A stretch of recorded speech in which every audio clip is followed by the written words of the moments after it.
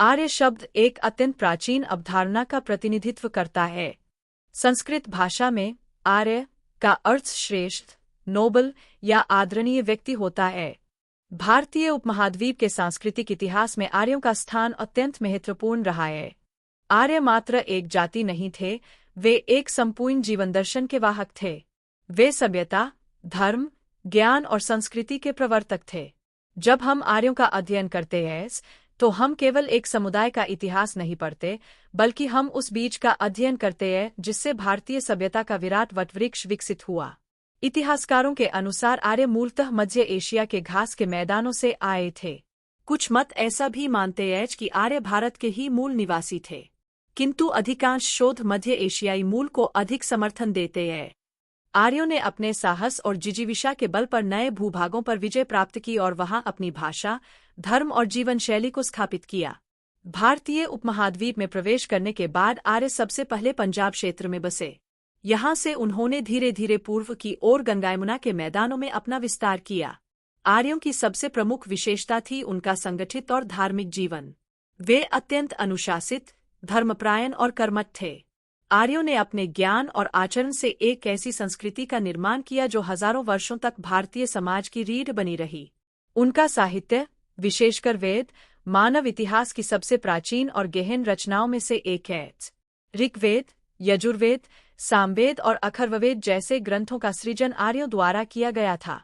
ऋग्वेद, जो सबसे प्राचीन वेद है, एक अद्भुत काव्य संकलन है जिसमें प्रकृति के विभिन्न रूपों, देवताओं और जीवन के विविध पक्षों का सजीव चित्रण मिलता है।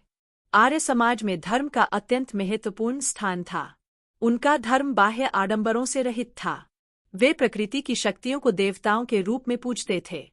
अग्नि, सूर्य, वायु, इंद्र, वरुण जैसे देवताओं की स्तुति उनके धार्मिक जीवन का मुख्य अंग थी। यज्ञ उनके धार्मिक अनुष्ठानों का केंद्र था।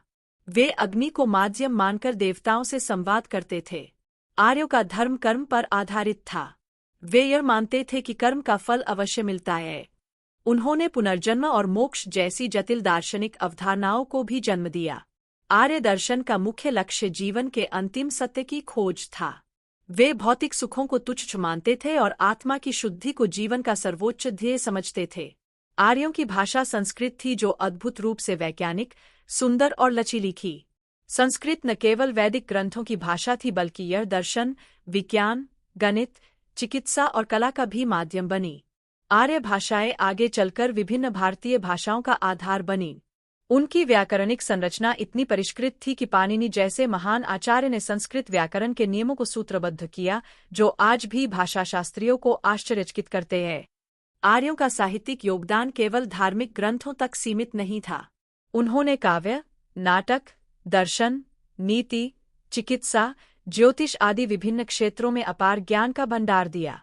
महाभारत और रामायण जैसे महाकाव्य आर्य संस्कृति की गाथाएं हैं, जिनमें जीवन के आदर्श, नैतिक संघर्ष और धर्म युद्ध के गहरे दर्शन समाहित हैं। आर्य समाज व्यवस्था आरंभ में अत्यंत सरल और कर्म आधारित थी। जन्म के आधार पर भेदभाव नहीं था। व्यक्ति के गुण, कर्म और स्वभाव के आधार पर उसकी सामाजिक स्थिति निर्धारित होती थी। समाज 4 वर्गों में विभाजित था: ब्राह्मण, क्षत्रिय, वैश्य और शूद्र। ब्राह्मणों का कार्य ज्ञानार्जन और शिक्षा देना था। क्षत्रिय रक्षा और शासन करते थे। वैश्य कृषि, व्यापार और पशुपालन में संलग्न थे। शूद्र सेवा कार्य करते थे। आरंभिक वैदिक काल में इन वर्गों में परस्पर सहयोग और सम्मान का भाव था।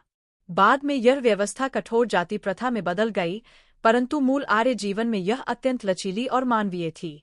आर्य समाज में स्त्रियों को भी उच्च स्थान प्राप्त था। वे शिक्षित होती थीं, यज्ञों में भाग लेती थीं और कभी-कभी युद्ध में भी अपनी वीरता का परिचय देती थीं। वैदिक युग में गार्गी, मैत्रेयी जैसी विदुषी महिलाओं का उल्लेख मिलता है जो दार्शनिक चर्चाओं में भाग लेती थीं।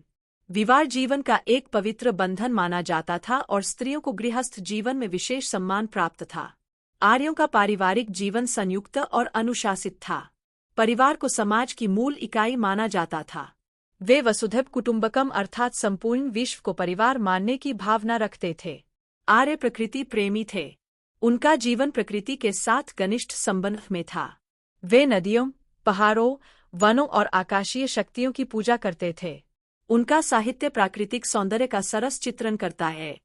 ऋग्वेद में सरस्वती, यमुना, गंगा आदि नदियों की महिमा गाई गई है। आर्यों ने कृषि और पशुपालन में भी महत्वपूर्ण प्रगति की। वे गाय को संपत्ति और समृद्धि का प्रतीक मानते थे। घोड़ा उनके सैन्य जीवन का अभिन्न अंग था। कृषि उनके जीवन का आधार थी और वे कृषि कार्यों के लिए मौसम, जलवायु और प्राकृतिक चक्रों का गहन अध्ययन करते थे।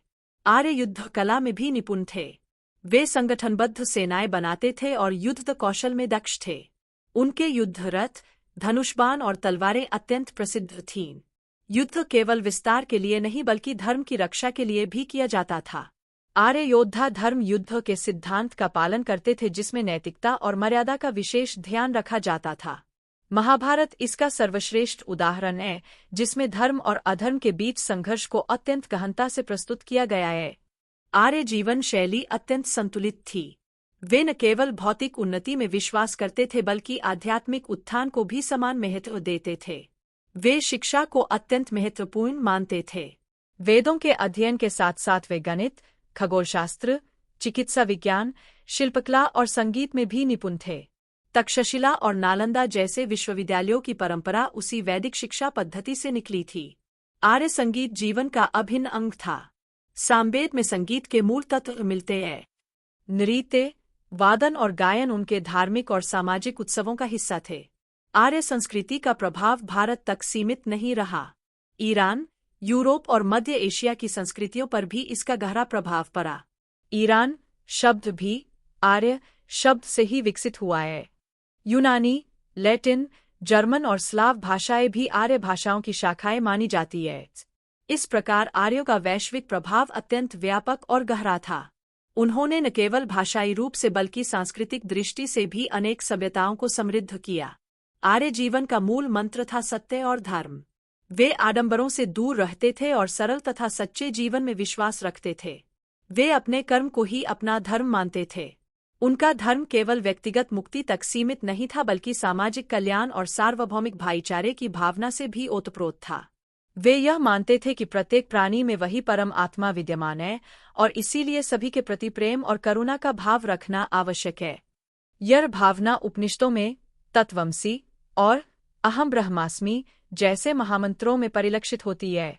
आज भी आर्य जीवन मूल्य हमें प्रेरित करते हैं। सत्य, धर्म, प्रेम, करुणा, सहिष्णुता और ज्ञान की खोज जैसे आदर्श आज भी मानवता के पथ प्रदर्शक हैं। आर्य हमें सिखाते हैं कि श्रेष्ठता जन्म से नहीं बल्कि आचरण और ज्ञान से प्राप्त होती है। उनका जीवन हमें यह संदेश देता है कि भौतिक समृद्धि के साथ साथ आत्मिक उत्थान भी अनिवार्य है।